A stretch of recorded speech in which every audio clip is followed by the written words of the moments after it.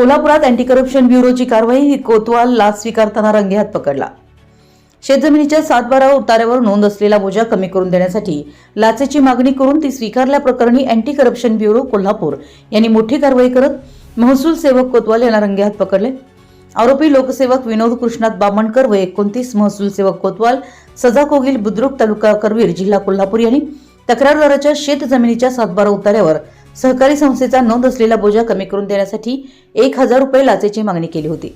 तक्रारीनुसार तक्रारदाराच्या आजोबांच्या नावावर असलेली गट नंबर 531 क्षेत्र 7 गुंठे ही शेतजमीन तारण ठेवून सहकारी संस्थेकडून कर्ज मंजूर झालं होतं. मात्र नंतर दुसऱ्या महामंडळाकडून कर्ज मंजूर झाल्यानं संबंधित सहकारी संस्थेचं कर्ज न घेण्याचा निर्णय घेतला होता.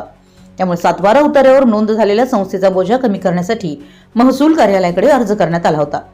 याच प्रक्रियेदरम्यान आरोपी कोतवाल यांनी बोजा कमी करून देण्यासाठी खर्चाच्या नावाखाली लाचेची मागणी केल्याचा आरोप तक्रारीत करण्यात आला. तक्रार प्राप्त झाल्यानंतर अँटी करप्शन ब्युरो कोल्हापूर यांनी पडताळणी केली असता लाच मागणी झाल्याचे निष्पन्न झाले. यानंतर पंचसाक्षीदाराच्या उपस्थितीत सापळा रचण्यात आला. सापळा कारवाई दरम्यान आरोपी लोकसेवक विनोद कृष्णात बामणकर यांनी तक्रारदाराकडून 1000 रुपये लाच स्वीकारताच त्यांना रंगेहात पकडण्यात आले. या प्रकरणी आरोपी विरुद्ध शाहूपुरी पोलीस ठाणे कोल्हापूर येथे गुन्हा दाखल करण्याची प्रक्रिया सुरू आहे. सदरची कारवाई वरिष्ठ अधिकारी यांच्या मार्गदर्शनाखाली तसेच वैष्णवी पाटील, पोलीस उपाधीक्षक, लाचलुचपत प्रतिबंधक विभाग कोल्हापूर यांच्या नेतृत्वाखाली पार पडली.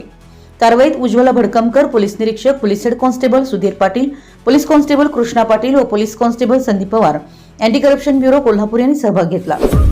आपल्या परिसरातील महत्त्वाच्या बातम्या पाहण्यासाठी आमच्या नवसंकेत न्यूज चॅनलला YouTube वर सबस्क्राईब करा आणि बेल आयकॉन प्रेस करा.